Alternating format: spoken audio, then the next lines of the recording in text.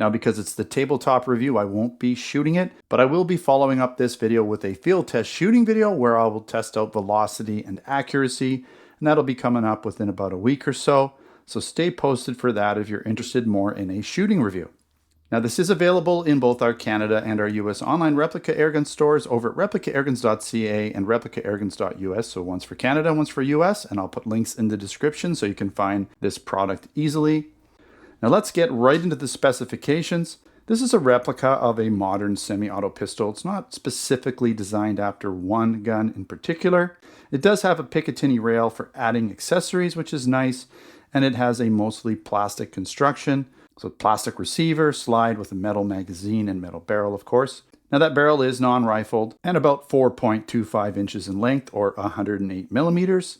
It does use 12 gram CO2 cartridges, which are held in the pistol grip. And it does have a CO2 screw tab, which is well hidden in the grips. Now it does shoot 4.5 millimeter steel BBs and it holds 20 rounds in the stick magazine. By the way, that stick magazine is metal and kind of a generic in form, so we'll take a look at that in a bit.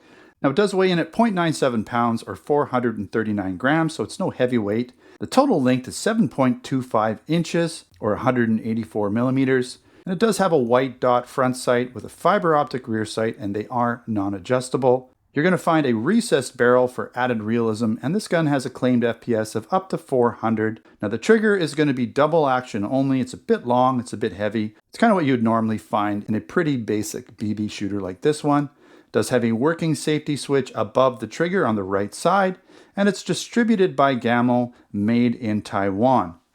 It does come in a clamshell, right? We love clamshells. I know you all love these things, right? Just when you open them up, use a pair of scissors. Don't try to rip them open with your teeth. You're probably not going to get anywhere. And be careful of the sharp edges. You don't cut yourself.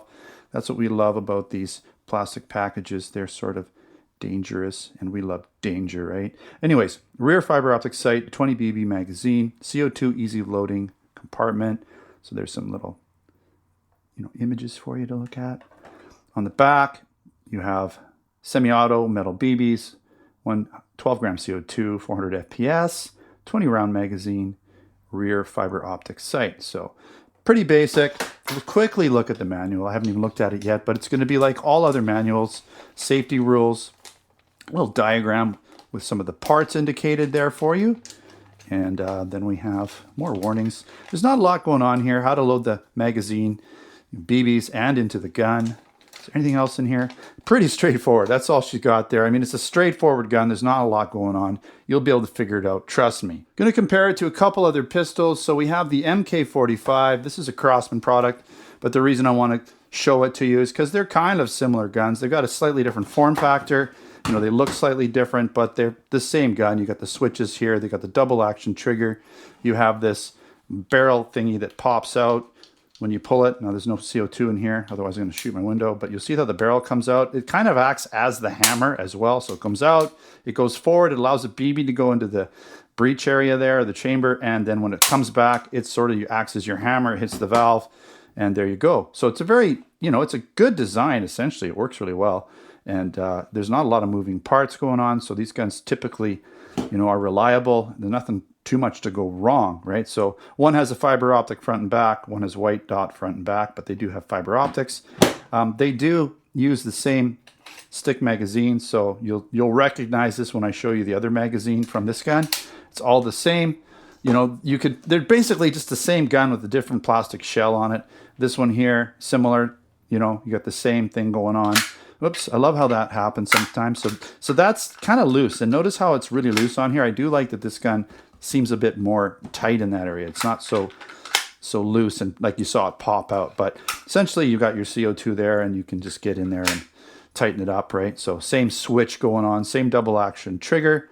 This one has some writing on the side there, but really the same gun, same magazine, right? So you can use these magazines from all these guns in any of these guns. So that's kind of nice, right? Well, by the way, that one I just showed you was the Barra 380. Let's do a quick walk around and then we'll get into some of the pros and the cons. All right, so you've got your Gamo branding on there. You've got the GP-20, see if we get there, combat, right? You've got some caliber ratings there. There's your Picatinny rail. Okay, there's your double action trigger, which is metal, by the way. Got your magazine release here. And again, here's that magazine, right? Really easy to load these guys. You just pull the follower down and then you just load them in the hole there, right? Put it back in. It is metal, so it does add a little bit of weight. So see how this just isn't so loose? It's nice, it's tighter. It's just, it doesn't want to pop off the back like it did in the other gun there. You do have the same mechanism, the same metal in here that holds the CO2. And then you have the CO2 tab, so you don't have to worry about Allen keys, right? It's got a nice feel to it. I really do like the sights. Look at how easy those are to see, right? And then you have the white dot on the front. It does have this ejection port sort of in the frame here. It's all molded into it. And the slide, I believe, is a one piece, right? So the slide, as far as I can tell, yeah, maybe it is two pieces. I don't know. But you don't have the screws at the top. You only have these side screws on the bottom here, and they're quite small. So you don't see them as much. So 1, 2, 3, you don't see any of the screws on the top. So it looks better. Like some of the guns from the left side, there's no screws. So you don't see any screws. But on the right side, you see all these screws all over around the gun, and it doesn't look so good. This is pretty discreet about where they've got them, so that's nice. You do have a serial number there. You've got more licensing or branding there. You've got some warning instructions, but they're not white. They're just sort of etched in a way. They're like printed right into the plastic, right? So you don't have to worry about that standing out as much. You got your safety here. You've got your branding on the rear, on the grip here. And that's pretty much it, right? Decent looking gun. All right, let's get into the pros and the cons and let's finish up this review. So it's a very low cost and simple design gun, and it will make it pretty reliable. As I was saying, there's not a lot of moving parts, not too much to go wrong here. Now the fit and finish looks decent for an all plastic gun. The grips are actually pretty tight, and typically this type of gun, those grips flop around a lot, so I do like that. Makes it just feel a little bit better quality. Now it does have a Picatinny rail for adding accessories like a laser or a tack light. And you do find that standard metal stick magazine that's found in a whole bunch of guns. So if you have some other guns that use this magazine, you can preload all the magazines up and just take one gun out and you're ready to shoot non-stop until you basically run out of CO2. And I also like that on the right-hand side of the gun where the screws typically are, they're pretty small, they're harder to see, and there's not as many of them, so that's nice. You also have the white dot sight up front and that fiber optic one in the back. They're really easy to see on all kinds of backgrounds. And that safety is right above the trigger finger, so it's easy to switch it off and on. If you're right-handed, that is. If you're not, you'll just have to maybe use your thumb. And again, there's that recessed barrel. Not sure if I even showed it, but there's that recessed barrel, which gives it a bit more realism. You don't have a tiny little hole in the front, but that barrel will stick out when you pull the trigger. So, you know, it is what it is. All right, a few cons. Some more metal would have been nice, but typically of a low-cost gun like this, that's what you're going to get. It's going to be mostly plastic. The lightweight will mean that if you do drop it on something hard, it's less likely to break. All right, that double action trigger does require some work, so action shooting will be a bit harder, and your finger will get a bit tired, but you can take a break here and there, and when your trigger fingers are ready to go, proceed shooting again. Now again, there's not a lot of working parts other than that trigger, the safety, and the magazine release, so don't expect a super high functioning gun like a blowback gun that has all those moving parts.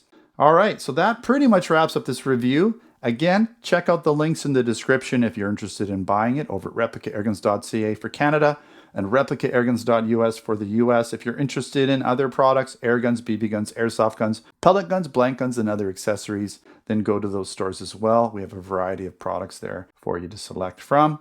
Stay posted for my field test shooting video shortly for this item. And if you haven't already subscribed, make sure to subscribe. Also check us out on Facebook, Twitter, and Instagram. Thanks for watching. Until next time, take care.